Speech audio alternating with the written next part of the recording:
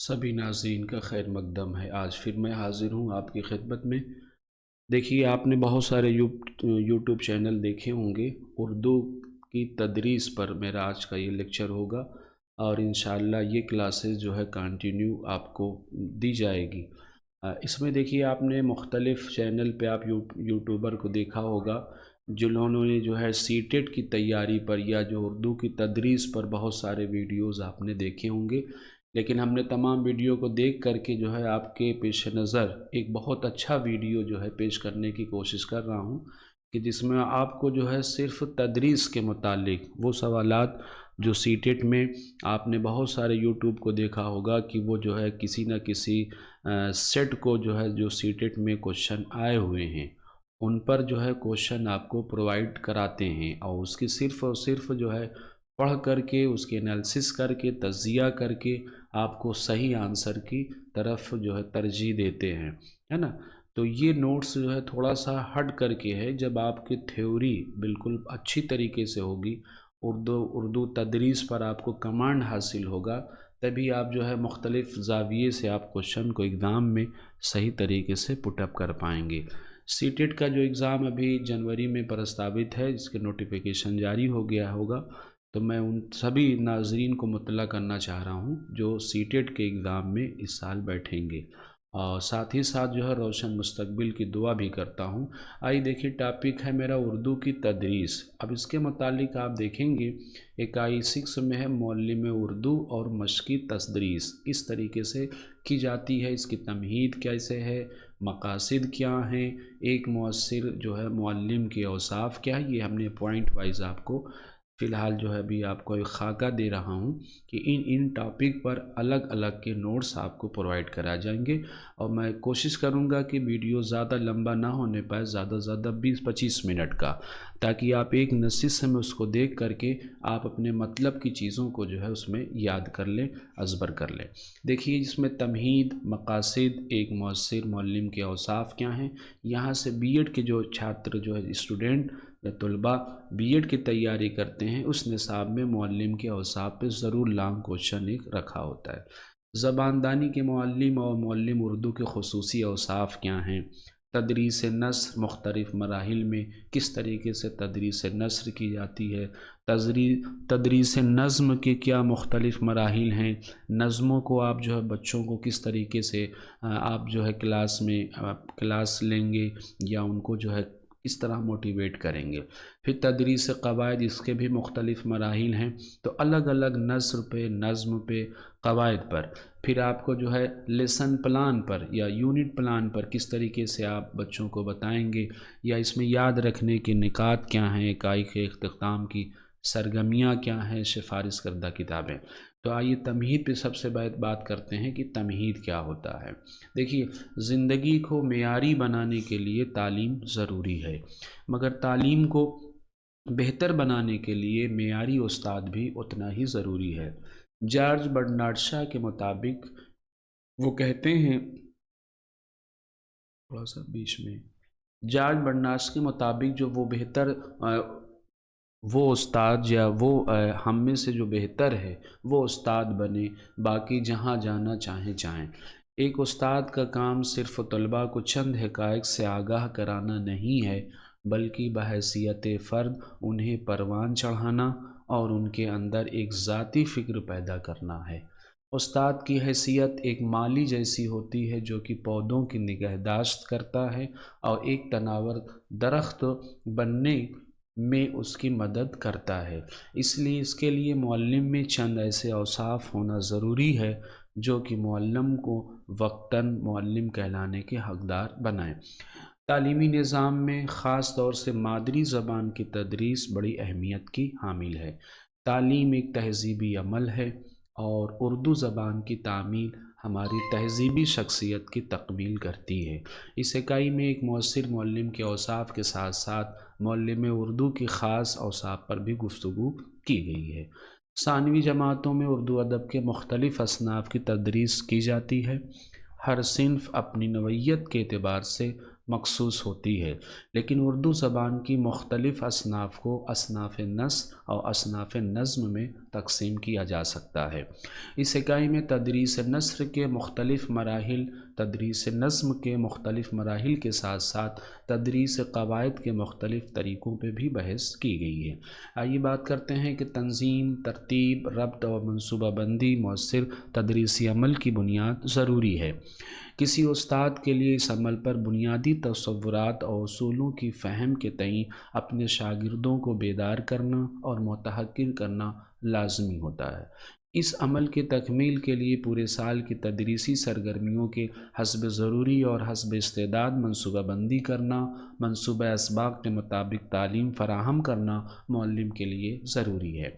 एक मुअल्लिम के लिए ज़रूरी है कि वो दर्जे में सबक पढ़ाने से पहले तदरीस के हर एक पहलू, हर एक नुक्ते पर अच्छी तरह गौर व फ़िक्र करे, मौज़ू और मवाद को ज़हनशीन करे और तदरीस के भी सभी इक़दामात को ज़हन में रखते हुए अपने पूरे साल की तदरीसी सरगर्मियों की मनसूबाबंदी करे और इस सालाना मनसूबाबंदी की बुनियाद पर इकाई मनसूबाबंदी और सबक की मनसूबाबंदी करे और उसी के मुताबिक अपनी तदरीसी सरगर्मियों को अंजाम दे। इसलिए इसके इकाई में सालाना लेसन प्लान और यूनिट प्लान बनाने का और इसका इस्तेमाल कैसे किया जाए, इस पर तफसीली बहस की गई है। आइए देखिए, ये जो मौजू मैटर दिया जा रहा है, सबसे पहले मकासद क्या है, उर्दू तदरीस के मकासद क्या हैं, हम अपने तलबात को किस तरीके से अपने क्लास में अपने उर्दू अदब या मादरी ज़बान में जो हम तालीम दे रहे हैं, किस तरीके से हम उसको मोटिवेट कर सकते हैं। नंबर एक है कि एक मौसर मुअल्लिम के औसाफ बयान कर सकें, ज़ादी ज़बान ज़ानी के मुअल्लिम की खसूसियात वाज़ेह कर सकें, मुअल्लिम और उर्दू के खुसूसी औसाफ की फ़हरिस्त बना सकें। ठीक है, इसमें अगला पॉइंट है तदरीस नस्र के मुख्तलिफ़ मराहिल की तफ़हीम करके उसका इस्तेमाल अपनी तदरीस में कर सकें। तदरीस नज़्म के मुख्तलिफ़ मराहिल की तफ़हीम करके उसका इस्तेमाल अपनी तदरीस में कर सकें। तदरीस क़वाइद के मुख्तलिफ़ मराहिल की तफ़हीम करके उसका इस्तेमाल अपनी तदरीस में कर सकें। यूनिट प्लान के तसव्वुर और तरीक़ेकार को समझकर इसका इस्तेमाल अपनी तदरीस में कर सकें। अगला पॉइंट है लेसन प्लान जो है ये तसव्वुराना और तरीक़ेकार को समझकर इसका इस्तेमाल अपनी तदरीस में कर सकें। आइए देखिए, बात करते हैं एक मौसर मुअल्लिम के औसाफ क्या हैं। आपके जो नेट में क्वेश्चन आते हैं उसमें आपको 4 ऑप्शन होंगे जिसमें आपको एकदम करेक्ट आंसर की पहचान करना होती है और आप देखेंगे कि उसमें 3 ऑप्शन तो बिल्कुल सही होते हैं, लेकिन उसमें सबसे सटीक आंसर जो होता है आपको अपनी फ़हम और ज़का से उन्हीं ऑप्शन को जो है क्लियर करना होता है। लेकिन जब तक आप उर्दू तदरीस या इस पर इसके मुताल्लिक़ उर्दू पेडागोजी पर क्लासेस नहीं करेंगे, ये सवालात अब ऐसा नहीं हो कि एक सेट का सवालात हो बहू अगले सेट में रिपीट हो जाए।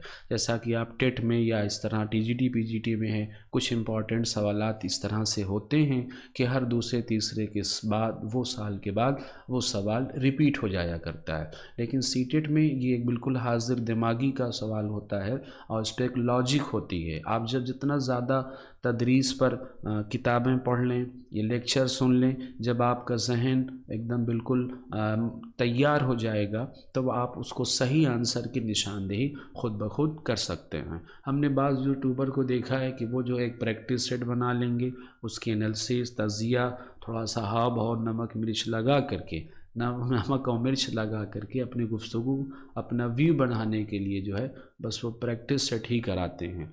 लेकिन हमने ये कोशिश की है कि थोड़ा सा आपको कुछ उर्दू तदरीस या उर्दू पेडागोजी पर कुछ बेसिक चीज़ें, फंडामेंटल चीज़ें आपको बताऊं ताकि आप अपने इम्तिहान में सभी सवालों को बखूबी कर सकें। आइए देखिए, तालीमी अमल का रूह रवां मुअल्लिम होता है। मुअल्लिम को निज़ाम तालीम में बड़ी अहमियत हासिल है। एक मौसर मुअल्लिम के लिए ज़रूरी है कि वो अपने तलबा की ज़हनी सलाहियत, उनकी उम्र, जमाअत, दिलचस्पियों और तबीयत के रुझान का बखूबी अंदाज़ा करें। तलबा की सीरत को संवारें। मुअल्लिम के पेशे की खसूसियत ऐसी है कि जो उसे तमाम दूसरे पेशों से मुमताज़ करती है। मुअल्लिम की अपनी शख्सियत, इसका तर्ज़ अमल गैर शऊरी तौर पर तलबा की मजमूई सीरत को मुतासिर करता है। इसके अलावा معلم تعلیمی منصوبوں اور مشغلوں کو زندگی میں مربوط کرنے کی مہارت رکھتا ہو اور اندازہ قدر کے طریقوں اور ان کے استعمال سے بخوبی واقف ہوتا ہے۔ ایک مؤثر معلم کے مطلوبہ خصوصیات تفصیل کے ساتھ پیش کی جا رہی ہیں جو درج ذیل ہیں۔ اس میں پہلا پوائنٹ ہے کہ جو استاد، جو آپ کا معلم ہے وہ کیسا ہونا چاہیے؟ مشفق، شفیق استاد سے بچے جلد مانوس ہو جاتے ہیں۔ نتیجتاً معلم بچے کو انفرادی طور پر سمجھنے کی کوشش کرتا ہے اور بچہ معلم کی ذات و صفات سے زیادہ فائدہ اٹھاتا ہے۔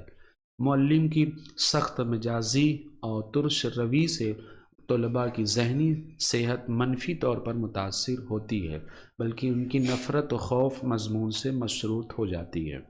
معلم کی سخت مزاجی سے طلباء میں خوف، غصہ اور نفرت کے جذباتی قوی ہو جاتے ہیں اور ان کی شخصیت کی تشکیل و تکمیل کے بجائے انحراف ہونا شروع ہو جاتی ہے۔ معلم کی شفقت طلباء میں خود اعتمادی پیدا کرتے، یعنی اس کو سیلف کانفیڈنس مہیا کراتا ہے اور ان کی شخصیت کی بہتر نشو و نما ممکن ہوتی ہے۔ مؤثر اور کامیاب تدریس کے لیے ضروری ہے کہ معلم ہنسمکھ، ملنسار اور خوش مزاج ہو۔ اس کا رویہ مشفقانہ اور ہمدردانہ ہو تاکہ طلباء کے لیے ایک معمار ثابت ہو، مسمار کرنے والے نہیں۔ معمار بنانے والا، مسمار عمارت کو ڈھانے والا۔ ڈاکٹر ذاکر حسین نے لکھا ہے کہ استاد کی کتاب زندگی کے سرورق پر علم کی جگہ محبت کا عنوان ہونا چاہیے۔ ٹھیک ہے، بہت اچھا کوٹیشن۔ پھر معلم کو ایک سمجھنا چاہیے کہ شفقت میں ایک ایسی آنچ ہوتی ہے جو پتھروں کو موم کر کے متوقع شکل اور سانچوں میں ڈھال سکتی ہے۔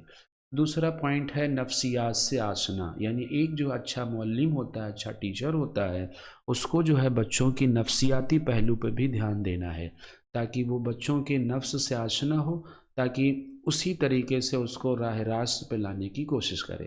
دیکھیے، پہلا پوائنٹ ہے کہ معلم کو نفسیات سے آگاہی بہت ضروری ہے۔ نفسیات سے آگاہ ہو کر وہ طلباء کی عمر کے لحاظ سے ان کی ضرورتوں، ان کے درمیان پائے جانے والے تفاوت کو بہتر طریقے سے سمجھ سکے گا۔ ہر طالب علم اپنے آپ میں منفرد ہے، اس کی انفرادیت کو سمجھنا، اس میں وہ تفاوت کس بنا پر ہے، بچے میں تخلیقیت کا کون سا عنصر زیادہ ہے، اس کی دلچسپی کی چیز میں ہے، معلم کو ان سب سے آگاہ ہونا ضروری ہے۔ معلم کو یہ علم ہونا ازحد ضروری ہے کہ طلباء نشو و نما کی کس سطح پہ ہیں اور اس سطح کی کون سی خصوصیات ہیں۔ ان خصوصیات کو سامنے رکھتے ہوئے کیسے تدریس کی جائے تاکہ تدریس مؤثر ثابت ہو اور مقاصد کا بہتر طریقے سے حصول کیا جا سکے۔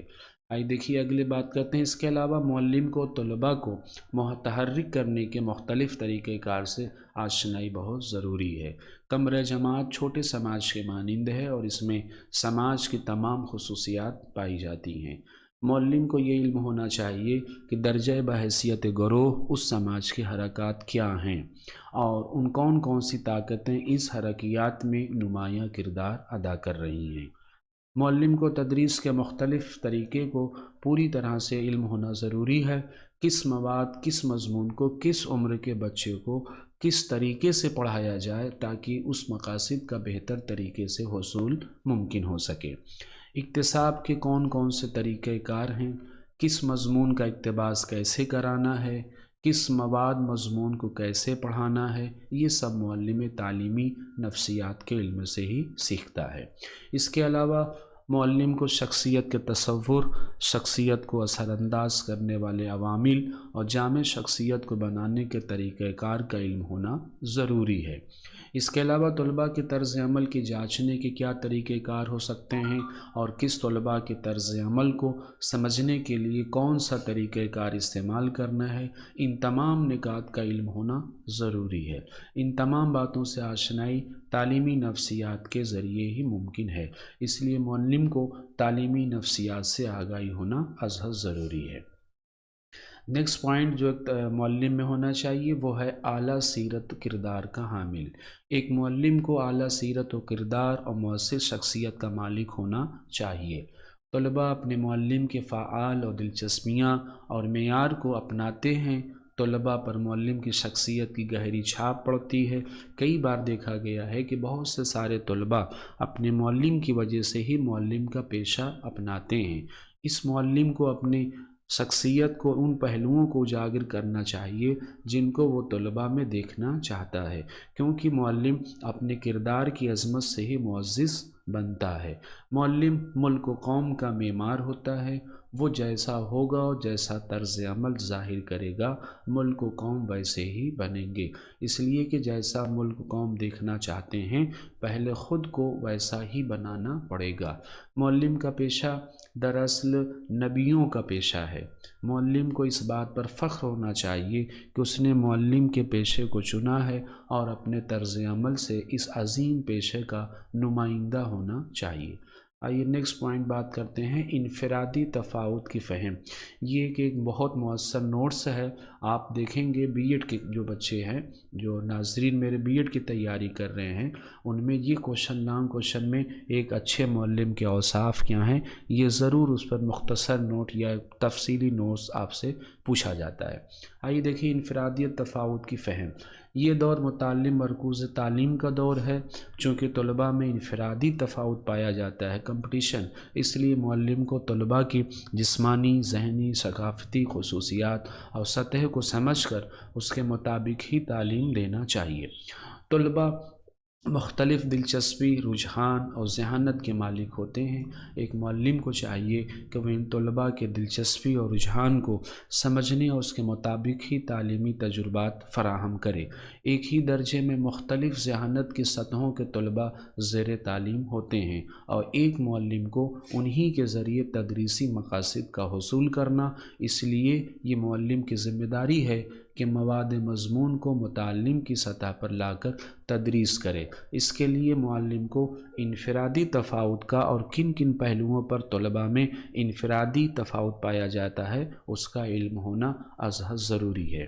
دوسرا ہے جو ایک معلم کے اوصاف میں ہے، وہ ہے قوت برداشت اور تحمل۔ ایک اچھے معلم میں قوت برداشت اور تحمل کا ہونا ضروری ہے۔ اس کو یہ ذہن میں ضروری رکھنا چاہیے کہ وہ خود جب طلباء کے برابر تھا تو وہ کیسا تھا۔ کئی بار ایسا ہوتا ہے کہ معلم چھوٹی چھوٹی باتوں پر ناراضگی کا اظہار کرتے ہوئے طلباء کو مختلف قسم کی سزا دیتے ہیں۔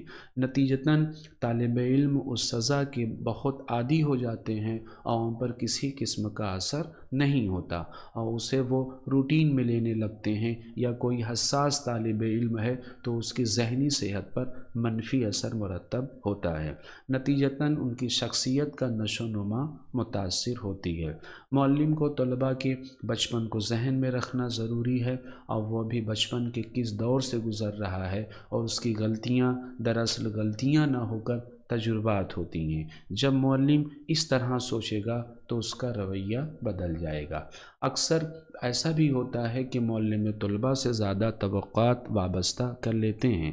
معلم کو یہ معلوم ہونا چاہیے کہ تدریسی مواد کو ہر طالب علم اپنی ذہانت اور رجحان کے حساب سے ہی تفہیم کرتا ہے اور یاد رکھتا ہے۔ درجے کے تمام طلباء ایک جیسے نہیں ہو سکتے، اس لیے ان سے توقعات ان کی انفرادیت کو سامنے رکھ کر کرنی چاہیے۔ اگر معلم میں قوت برداشت اور تحمل کم ہوگا تو طلباء اس سے ہمیشہ خائف رہیں گے، اور یہ خوف کہیں نہ کہیں مضمون سے خوف میں تبدیلی ہو جائے گی۔ معلم کو طلباء کی بات سے تحمل سے سننا چاہیے، کیونکہ ہر طالب علم کا نہ مضمون اور نہ ہی زبان پر پوری طرح عبور ہوتا ہے۔ ان کے جوابات ویسے نہیں ہوتے جیسا کہ معلم نے تدریس کے دوران بتائے ہیں۔ ایسے موقع پر معلم کا طرز عمل طلباء کی عمر اور سطح کے لحاظ سے ہونا چاہیے۔ اس کی غلطی پر مشتعل نہ ہوتے ہوئے اس کی غلطی کو سدھارنے کی کوشش کرنا چاہیے۔